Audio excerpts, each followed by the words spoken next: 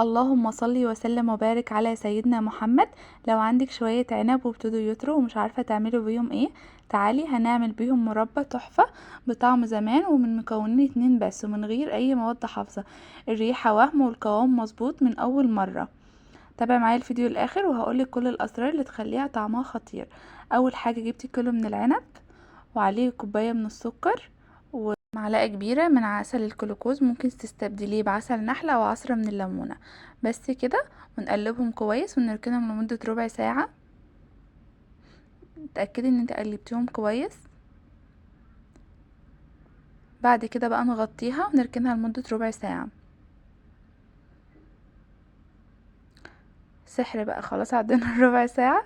اخدتهم بقى ورفعتهم على النار ونفضل بقى نقلب فيهم كده على النار، وتحاولي ان انت تهرسي فيهم علشان تنزلي السوائل اللي فيها زي ما انا بعمل كده، شايفين؟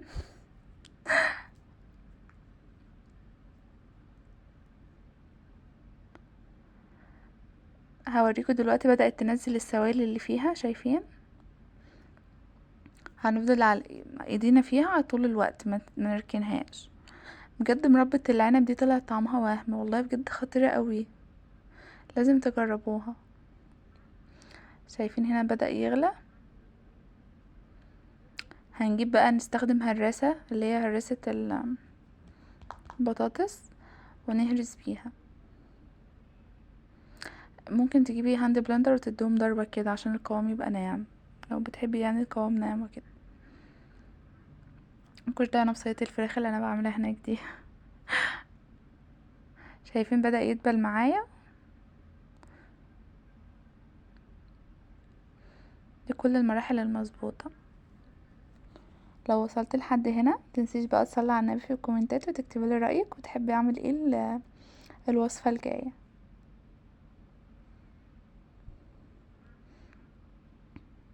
كده هنا بقى القوام بدأ يتقل. انت ممكن تضيفي رشة من الفانيليا، بتدي ريحة وطعم خطير. نركنها كده خلاص بقى. كده خلاص دي اخر مرحلة. هنضغط بقى عليها كويس عشان تتهرس شوية. انا بحبها زي ما هي، لو انتوا حابينها ناعمة اضربوها بالهاند بلندر ضربة واحدة بس. انا مكتفية بالهراسة بس كده، بقت خطيرة والقوام تقيل مظبوط بالشعرة، خطير. اخدت معايا على النار حوالي نص ساعة على نار هادية خالص. كده خلاص، شايفين؟ تحفة.